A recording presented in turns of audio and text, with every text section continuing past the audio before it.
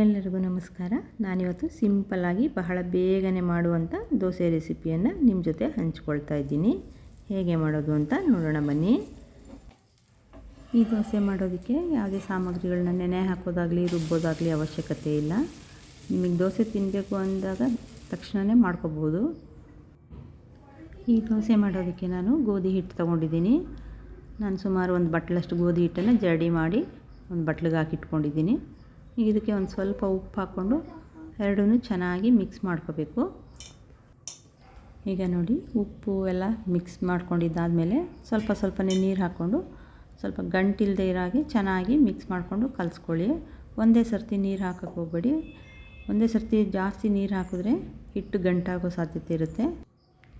ಈಗ ನೋಡಿ, ಈ ಹದಕ್ಕೆ ಕಲಿಸ್ಕೊಂಡಿದ್ದೀನಿ. ಈಗ ದೋಸೆ ಹಿಟ್ಟಿನ ಹದ ನೋಡಿಕೊಂಡು ನಿಮಗೆ ನೀರು ಎಷ್ಟು ಹಿಡಿಯುತ್ತೆ ಅಂತ ನೋಡಿಕೊಂಡು ಹದವಾಗಿ ದೋಸೆ ಹಿಟ್ಟಿನ ಅದಕ್ಕೆ ಚೆನ್ನಾಗಿ ಈ ರೀತಿ ಮಿಕ್ಸ್ ಮಾಡಿಕೊಂಡು ಕಲಿಸ್ಕೋಬೇಕು.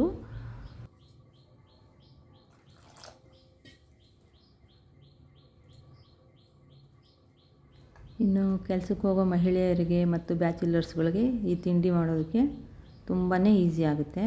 ಏನೂ ಇಲ್ಲ, ಮನೇಲಿ ಒಂದು ಸ್ವಲ್ಪ ಗೋಧಿ ಹಿಟ್ಟು ಇದ್ದರೆ ಸಾಕು. ತಕ್ಷಣ 10 ನಿಮಿಷದಲ್ಲಿ ಗೋಧಿ ಹಿಟ್ಟು ದೋಸೆನ ಮಾಡ್ಕೊಂಡು ತಿನ್ಬೋದು. ನೋಡಿ, ಈಗ ದೋಸೆ ಹಿಟ್ಟನ್ನು ಕಲಿಸ್ಕೊಂಡಿದ್ದಾಗಿದೆ. ಈಗ ಇದನ್ನು ಒಂದು 10 ನಿಮಿಷ ಮುಚ್ಚಿಡ್ತಾ ಇದ್ದೀನಿ. ನಾನಿಲ್ಲಿ ಸೋಡಾನ ಬಳಸ್ತಾ ಇಲ್ಲ. ನೀವು ಬೇಕು ಅಂದರೆ ಅಡುಗೆ ಸೋಡಾನ ಹಾಕ್ಕೋಬೋದು. ಈಗ 10 ನಿಮಿಷ ಆಗಿದೆ. ನೀವು ಟೈಮ್ ಇತ್ತು ಅನ್ನೋದಾದರೆ ಒಂದು ಅರ್ಧ ಗಂಟೆ ಬಿಟ್ಟು ನಡೆಯುತ್ತೆ. ಈಗ ನೋಡಿ, ಇನ್ನೊಂದು ಸರ್ತಿ ಚೆನ್ನಾಗಿ ಮಿಕ್ಸ್ ಮಾಡ್ಕೊಳ್ಳೋಣ. ನೋಡಿ, ದೋಸೆ ಹಿಟ್ಟು ಸೌಟಲ್ಲಿ ಹಿಂಗೆ ಬಿಟ್ಟಾಗ ಈ ರೀತಿ ಎಳೆಯಾಗಿ ಬೀಳಬೇಕು. ಕಟ್ ಆಗಬಾರ್ದು. ಚೆನ್ನಾಗಿ ಅಷ್ಟು ನೀಟಾಗಿ ಕಲಿಸ್ಕೊಂಡಷ್ಟು ದೋಸೆ ಚೆನ್ನಾಗಿ ಬರುತ್ತೆ. ಈಗ ಒಲೆ ಮೇಲೆ ಹೆಂಚಿಟ್ಟಿದ್ದೀನಿ. ಹೆಂಚು ಕಾಯ್ದಿದೆ. ಸ್ವಲ್ಪ ನೀರು ಹಾಕ್ಕೊಂಡು ಚಿಮ್ಕಿಸ್ಕೊಂಡು ಹೆಂಚನ್ನು ಒರೆಸ್ಕೊತಾ ಇದ್ದೀನಿ. ಈಗ ಒಂದೊಂದಾಗಿ ದೋಸೆಯನ್ನು ಹಾಕ್ಕೊಳ್ತೀನಿ.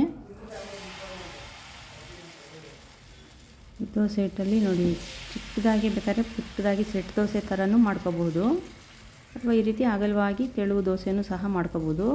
ನಿಮಗೆ ಗೂಡಾಗಿ ಬರಬೇಕು ಅನ್ನೋದಾದರೆ ಒಂದು ಸ್ವಲ್ಪ ಅಡುಗೆ ಸೋಡಾ ಹಾಕ್ಕೊಳ್ಳಿ. ನಾನು ಅಡುಗೆ ಸೋಡಾ ಬಳಸಿಲ್ಲ. ಈಗ ದೋಸೆ ಮೇಲೆ ನೋಡಿ ಸ್ವಲ್ಪ ಎಣ್ಣೆ ಹಾಕ್ಕೋತಾ ಇದ್ದೀನಿ. ನೀವು ತುಪ್ಪ ಇಷ್ಟ ಅನ್ನೋದಾದರೆ ತುಪ್ಪ ಸಹ ಹಾಕ್ಕೋಬೋದು. ಈಗ ನೋಡಿ, ಎಷ್ಟು ನೀಟಾಗಿ ಎದ್ದು ಬರ್ತಾಯಿದೆ. ಈಗ ಕೆಲವು ಸರ್ತಿ ದೋಸೆ ಮಾಡಬೇಕು ಅಂದ್ಕೊಂಡಿರ್ತೀವಿ, ಅಕ್ಕಿ ನೆನೆ ಹಾಕೋದು ಮರ್ತುಬಿಟ್ಟಿರ್ತೀವಿ. ಆವಾಗ ಈ ರೀತಿ ಸುಲಭವಾಗಿ ಗೋಧಿ ಹಿಟ್ಟಿನ ದೋಸೆ ಮಾಡ್ಕೊಂಡು ತಿನ್ಬೋದು. ಈ ದೋಸೆಗೆ ಚಟ್ನಿ, ಸಾಂಬಾರು, ಪಲ್ಯ ಯಾವ್ದು ಬೇಕಾದರೂ ಚೆನ್ನಾಗೇ ಹೊಂದುತ್ತೆ. ನಾನಿವತ್ತು ಚೆನ್ನ ಮಸಾಲೆ ಮಾಡಿದೆ, ಅದಕ್ಕೆ ಈ ದೋಸೆ ತುಂಬಾ ಕಾಂಬಿನೇಷನ್ ಚೆನ್ನಾಗಿತ್ತು. ನೋಡಿ, ಇನ್ನೊಂದು ದೋಸೆ ಹಾಕಿ ತೋರಿಸ್ತಾ ಇದ್ದೀನಿ.